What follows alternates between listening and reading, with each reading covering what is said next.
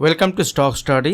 F&O ট্রেডিংয়ে that means future এবং option ট্রেডিংয়ের জন্য সেবির নতুন রুলস এসছে, নতুন নিয়ম এসছে, যেটা 20 জুলাই মানে জুলাই মাসের 20 তারিখ নাগাদ সেবির একটা কনসালটেশন পেপার এসেছিলো, যেটা নিয়ে আমি আপনাদের সঙ্গে ডিটেলসে ডিসকাস করেছিলাম। যে কনসালটেশন পেপারে বলা হচ্ছে যে আগামী দিনে কিছু কিছু বিষয়ে এক্সচেঞ্জ যে ট্রেডিং হয় সেখানে কিছু চেঞ্জ আসতে পারে, এবং সেই চেঞ্জগুলো যেগুলো লেখা হয়েছিল, যেগুলো দেওয়া হয়েছিল, তার বেসিসে প্রায় 6,000-এর মতো সেবি কমেন্ট পেয়েছিলেন, মতামত মানুষের পেয়েছিলেন, এবং তারপরে মোটামুটি দেখা যাচ্ছে যেগুলো কনসালটেশন পেপারে যে বিষয়গুলো ছিল সেগুলোই কিন্তু সেবি নিয়ম চালু করে দিয়েছে, লাগু করে দিয়েছে। এর ফলে মার্কেটে একটা সাময়িক এফেক্টও পড়বে, এবং এই সাময়িক এফেক্টটা কীভাবে পড়তে পারে এবং রুলসগুলো কী কী, এইগুলো নিয়ে এই ভিডিওতে আমি আপনাদের সঙ্গে ডিসকাস করব।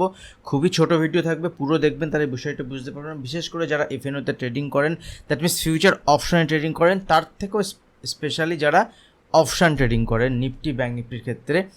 প্রথম যে রুলস দেখুন, প্রথম যে রুলস সেটা হচ্ছে আপফ্রন্ট মার্জিন। আপফ্রন্ট মার্জিন বিষয় নিয়ে আমি আগেও আপনাদের সঙ্গে শেয়ার করেছিলাম যে আপফ্রন্ট মার্জিন মানে হচ্ছে যখন আপনি অপশান বাই করছেন, অপশান বাই করার সময় আপনি যে প্রিমিয়ামটা পে করছেন সে টোটালি আমরা পে করি। এই আপফ্রন্ট মার্জিন কিছু কিছু ব্রোকার আছে যেখানে আপনি অপশান বাইং করছেন 5,000 টাকা দিয়ে, বাট ব্রোকার আপনার অপরচুনিটি দিচ্ছে যেখানে আপনি 2,000 টাকায় 5,000 টাকার অপশান বাই করতে পারেন। তো এখন থেকে সেটা করা যাবে না, এখন থেকে আপনাকে আপফ্রন্ট যে মার্জিন সেই মার্জিনটা পুরোটাই পে করতে হবে। আর আমরা জেনারেলি 95% কেসে আমরা আপফ্রন্ট মার্জিন দিয়েই অপশান ট্রেডিং করি। তো এটা খুব একটা বেশি চেঞ্জ আমার কাছে মনে হয় না, বাট অনেকেই টিভি নিউজ চ্যানেল হ্যানা ত্যানা অনেক জায়গায় বলতে পারেন যে হয়তো বা অপশান ট্রেডিংয়ের 60-70,000 কস্ট পড়ে যাবে অপশান ট্রেডিং করতে গেলে, যেটা আগে 4-5 হাজার টাকায় 2-3 হাজার টাকা হতো, এরকম ব্যাপারটি তো আমার মনে হয় না। এখনও পর্যন্ত ওই ক্লিয়ারিটি আমার নেই, কারণ নর্মাল আপফ্রন্ট মার্জিন মানে যে মার্জিন আপনি ধরুন আপনি 100 টাকার কল অপশান বাই করছেন, লট সাইজ 50, তার মানে 5,000 টাকা, তো 5,000 টাকা আপনি এখানে আগে থেকেই দিচ্ছেন, এবং এটা আমরা আগে থেকে দিতাম, এখন এটা দিতে হবে, এখনও এটাই দিতে হবে। এটাই হচ্ছে আপফ্রন্ট মার্জিনের রুলস, তো সেটা নিয়ে কোনো অসুবিধা নেই। সেকেন্ড যে ইম্পর্টেন্ট রুলস সেটা হচ্ছে ক্যালেন্ডার স্প্রেড। ক্যালেন্ডার স্প্রেড নিয়ে এটা নিয়ে অনেক আলোচনা হয়েছিল। এই ক্যালেন্ডার স্প্রেড যে রুলসটা আছে, তার মানে ইন্টারডেতে বিশেষ করে যেদিন এক্সপায়ারি ডে যেদিন আছে সেই দিনে যদি আপনি ক্যালেন্ডার স্প্রেড যদি আপনি করেন, দেখুন ক্যালেন্ডার স্প্রেড বলে আলাদা একটা পয়েন্ট আপনি দেবেন এখানে 5.6 5.2-তে মেবি, দেখুন 5.2-তে রিমুভাল অফ ক্যালেন্ডার স্প্রেড যেটা, এটা নতুন আনা হয়েছে। দ্যাট মিনস এটা অনলি ফর এক্সপায়ারিডের জন্য। দেখুন এখানে লেখা আছে যে removal of calendar spread treatment on the expiry ডেতে ক্যালেন্ডার স্প্রেড যেটা আগে করতো, মানে 2 টাকা 4 টাকার কল পুট সেল করে অনেক বড় ভলিউম তৈরি করে বড় বড় ট্রেডাররা যারা কাজ করতেন, সেটা সম্ভব নয়। এবং এই ক্যালেন্ডার স্প্রেড আপনি এক্সপায়ারি ডে ছাড়া অন্য দিন করতে পারবেন। এটা একটা অপশান ট্রেডিং স্ট্র্যাটেজি, তো এর মাধ্যমে করা যেতে পারে। তো এটাতে বিশেষ করে রিটেল ট্রেডার যারা ট্রেড করে তাদের তো খুব একটা বেশি এটাতে কিছু এসে যায় না, মানে কিছু মানে তাদের মানে এটাতে কোনো প্রবলেম সেভাবে হয় না, কারণ তারা নর্মালি তারা অপশান বাইংয়ে করে। তো 3 নাম্বার যে point, intraday monitoring of position limit. Intraday monitoring হবে যেটা পজিশন লিমিট মানে কোনো ম্যানিপুলেশন হচ্ছে কি না, বা কোনো একটা পার্টিকুলার ডাইরেকশানে কোনো একটা পার্টিকুলার জায়গা থেকে তারা একটা পার্টিকুলার মানে ধরুন কোনো একটা সংস্থা থেকে বা কোনো একটা প্রোপ্রাইটারি ডেস্ক থেকে বা কোনো একটা যারা একই ডাইরেকশানে মার্কেটকে নিয়ে যাচ্ছে কিনা, এরকম যে সিচুয়েশানগুলো হয়, যে ফ্রি ট্রেড যেগুলো হয়, সেগুলোর উপরে একটা আলাদা মনিটরিং থাকবে। এবং intraday monitoring of position limit, এই লিমিট সেট করে দেওয়া হবে। ঠিক আছে, আপনারা চাইলে এটা পড়তে পারেন। আমার যে পাবলিক টেলিগ্রাম চ্যানেল আছে, পাবলিক টেলিগ্রাম চ্যানেলের লিঙ্ক ভিডিও নিচে ডিসক্রিপশন বক্সে দেওয়া থাকবে, সম্পূর্ণ ফ্রি, আপনারা ওখানে জয়েন হতে পারেন। বিভিন্ন ইম্পর্টেন্ট নিউজ ইভেন্ট থাকলে আমি ওখানে শেয়ার করি, আর যারা এখনও জয়েন হননি তারা ওখানে জয়েন হতে পারেন। ওখানে এই পিডিএফটা আমি দিয়ে দিয়েছি, আপনারা চাইলে পড়ে নিতে পারেন পুরোটা। নেক্সট যেটা ইম্পর্টেন্ট পয়েন্ট সেটা হচ্ছে contract size of index derivative. একটা বিষয় মাথায় রাখবেন, এখানে কিন্তু প্রত্যেকটা word important. Contract size of index derivative, এখানে কিন্তু স্টক ডেরিভেটিভের কথা হচ্ছে না। যারা ভিডিও দেখছেন, যারা আমার সঙ্গে যুক্ত আছেন প্রিমিয়াম গ্রুপে, তারা জানেন যে আমরা ম্যাক্সিমাম কাজ করি কোথায়।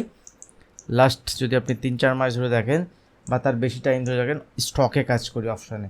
তো স্টক অপশান নয়, এখানে ইন্ডেক্স ডেরিভেটিভের উপরে কিন্তু বলা হচ্ছে। জানি না, এখনও ক্লিয়ারিটি নেই এটা স্টক অপশানের ক্ষেত্রেও এই জিনিস লাগু হবে কি না।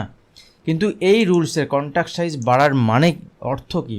অর্থ হচ্ছে, দেখুন, যেখানে আগে আমাদের ফিউচারের 1 লট যদি কেউ ফিউচার বাই করতো, তার জন্য তাকে 5 to 10 লাখ রুপিস পে করতে হতো। দেখুন, 5 to 10 লাখ রুপিস তাকে পে করতে হতো। হ্যাঁ, এবার এখন এটা চেঞ্জ হয়ে 15 to 20 লাখ রুপিস হচ্ছে। দ্যাট মিনস এটা বাড়ছে কতটা? প্রায় 3 টাইমস বাড়ছে, 3 গুণ বাড়ছে। তো 3 গুণ বাড়া মানে এখানে পেনটা কাজ করছে না আজকে আবার। 3 গুণ বাড়া মানে এখানে যদি আমার নিফটির লট সাইজ ছিল 25টা, সেটা হয়ে যাবে 75টা।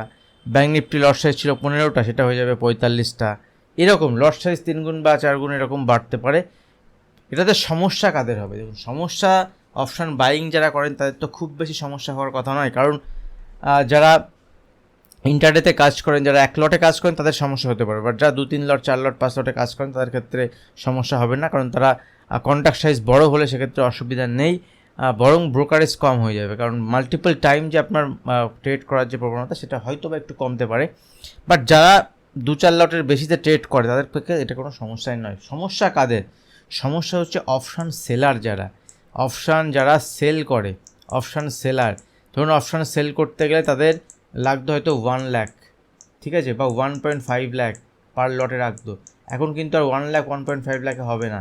এখন তাহলে এটাও 3 টাইমস হয়ে যাবে, মোটামুটি 3.5-4 লাখ 5 লাখ টাকাতে লাগবে 1 লট সেল করতে। এবার যারা ছোট প্লেয়ার মার্কেটে অপশন সেল করে কাজ করছেন, তাদের ক্ষেত্রে কিন্তু একটা মেজর প্রবলেম, এবং মেজর প্রবলেম মানে খুবই প্রবলেম।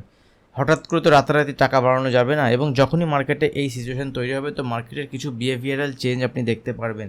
ভলিউম ডিক্রিজ হবে, মার্কেটের ভলিউম ডিক্রিজ হবে। তো এগুলো কিন্তু একটা ইম্পর্টেন্ট পয়েন্ট, বিশেষ করে অপশান সেলারের জন্য। অপশান বায়ারের জন্য যারা একদমই মার্কেটে 2-3 হাজার টাকা নিয়ে কাজ করতে আসে, আমি তো কোনো সময় সাজেস্ট করি না যে অপশান মার্কেটে আপনি আসুন 2-3 হাজার টাকা নিয়ে। অ্যাটলিস্ট তো 10-15-20 হাজার টাকা নিয়ে আপনি কাজ শুরু করুন, শেখার জন্য আপনি এখানে আসতে পারেন। তো তাদের জন্য কিন্তু কোনো অসুবিধা এখানে মার্কেটে নেই যদি আপনি অপশান বায়ার হন। বাট অপশান সেলারদের ক্ষেত্রে এটা একটা মারাত্মক সমস্যা হতে পারে। ছোট প্লেয়ারদের জন্য, বড় প্লেয়ারদের জন্য কোনো সমস্যা নেই। যে কোনো সময় মার্কেটে বড় প্লেয়ারদের জন্য কোনো সমস্যা থাকে না। নেক্সট ইম্পর্টেন্ট পয়েন্ট সেটা হচ্ছে rationalisation of weekly index derivative product. এর মানে হচ্ছে প্রত্যেক সপ্তাহে যে আমরা উইকলি এক্সপায়ারি দেখতাম, নিফটি, ব্যাঙ্ক নিফটি, ফিন নিফটি, মিড ক্যাপ, সেন্সেক্স, ব্যাঙ্কেক্স, মোটামুটি 5টা ইন্ডেক্স যে আমরা এখানে উইকলি এক্সপায়ারি প্রত্যেক সপ্তাহে যে দেখতাম আমরা, সেটা হয়তো না, সেটা আর হবে না, ঠিক আছে। সেক্ষেত্রে এর মিনিংটা একটুখানি বুঝবেন। দেখুন, বিএসসি যদি আপনি দেখেন, বিএসসি মানে বোম্বে স্টক এক্সচেঞ্জ, ঠিক আছে। এই বোম্বে স্টক এক্সচেঞ্জের দুটো আপনার ইন্ডেক্স আছে যেখানে এফএনওতে ট্রেড হয়। একটা হচ্ছে সেন্সেক্স, আরেকটা হচ্ছে ব্যাঙ্কেক্স। একটা হচ্ছে সেন্সেক্স, একটা হচ্ছে ব্যাঙ্কেক্স। তাহলে এই দুটোর মধ্যে উইকলি এক্সপায়ারি, যদি ব্যাঙ্কেক্সের এই সপ্তাহে এক্সপায়ারি হয়, তাহলে তার পরের সপ্তাহে সেন্সেক্সের এক্সপায়ারি হবে, তারপরের সপ্তাহে আবার ব্যাঙ্কে, মানে একটা সপ্তাহে একটা এক্সচেঞ্জের দুটো এক্সপায়ারি হবে না। সেই রকমই যদি আমরা নিফটির ক্ষেত্রে দেখি, নিফটি হচ্ছে মিড ক্যাপ সিলেক্ট, একটা হচ্ছে মিড সিলেক্ট, একটা হচ্ছে আপনার ফিন নিফটি, ঠিক আছে, ফিন নিফটি, আর একটা হচ্ছে আমার নিফটি, ব্যাঙ্ক নিফটি, মানে 4টে আছে। প্রত্যেক সপ্তাহে একটা করে, প্রত্যেক সপ্তাহে এই 4টে আমরা দেখতাম, 4 দিন 4টেতে এক্সপায়ারি হতো।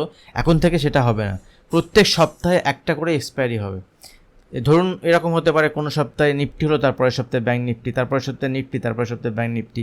বা এরকম হতে পারে যে নিফটির মান্থলি, ফিন নিফটি মান্থলি, আর আপনার মিড ক্যাপ মান্থলি হয়ে গেল, শুধুমাত্র ব্যাঙ্ক নিফটিটা উইকলি থেকে গেল। এরকমও হতে পারে। কি হবে এটা কিন্তু এখনও পর্যন্ত লেখা নেই কোথাও যে কোন ইন্ডেক্স কোন দিনে হবে বা কীভাবে হবে। এটা আগামী দিনে আবার সার্কুলার আসবে, সেই সার্কুলার পুরো ক্লিয়ার হয়ে যাবে। বাট এই 4টে ইন্ডেক্সের মধ্যে প্রত্যেক সপ্তাহে একটা ইন্ডেক্সেরই এখানে উইকলি ইন্ডেক্স, উইকলি এক্সপায়ারি একটা ইন্ডেক্সে হবে। আর মান্থলি যখন হবে, সেক্ষেত্রে মান্থলিতে সবার একই সঙ্গে এক্সপায়ারি হবে। তো তো সেক্ষেত্রে আগে যখন ছিল, যারা মার্কেট নতুন এসেছেন তারা হয়তো জানেন না, শুধুমাত্র ব্যাঙ্ক নিফটির উইকলি এক্সপায়ারি হতো এবং তখন ব্যাঙ্ক নিফটির লট সাইজ অনেক বেশি ছিল, 40টা লট সাইজ ছিল। তার আগে ব্যাঙ্ক লট সাইজ আরও বেশি ছিল। একটা সময় নিফটিতে 100 লট সাইজ ছিল, তারপরে 75 লট সাইজ ছিল, নিফটিতে মান্থলি এক্সপায়ারি ছিল।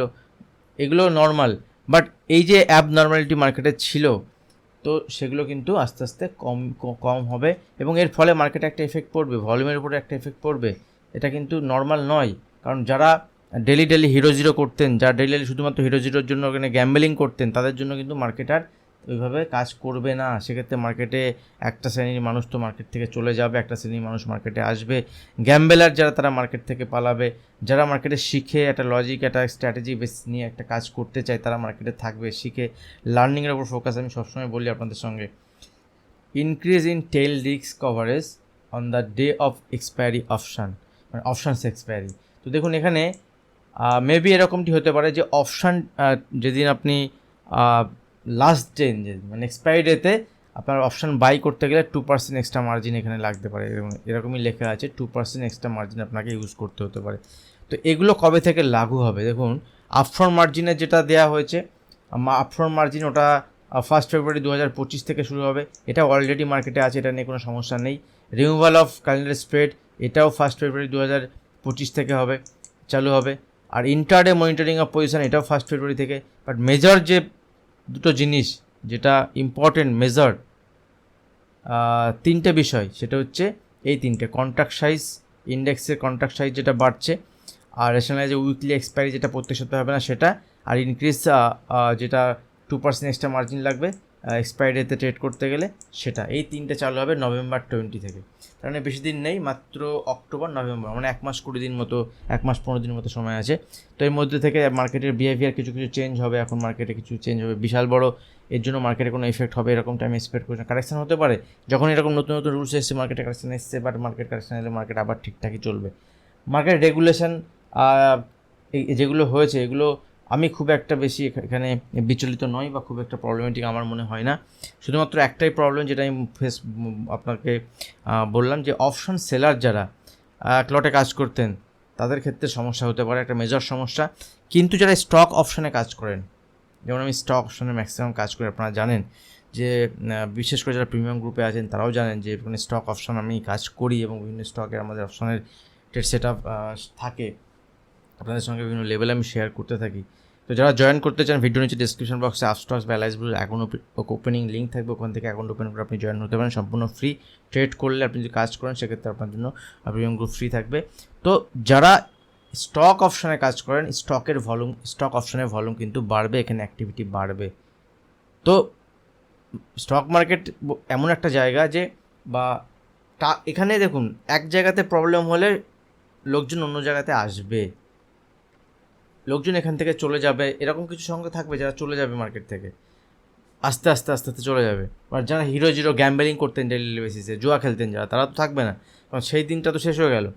এবার দেখুন স্টক অপশনে কিন্তু পার্টিসিপেশান বাড়বে। সেক্ষেত্রে স্টক অপশনের ক্ষেত্রে পার্টিসিপেশান যদি বাড়ে, তাহলে স্টক অপশনের ট্রেডিং ভলিউম বাড়বে, সেক্ষেত্রে মুভমেন্ট ভালো হবে।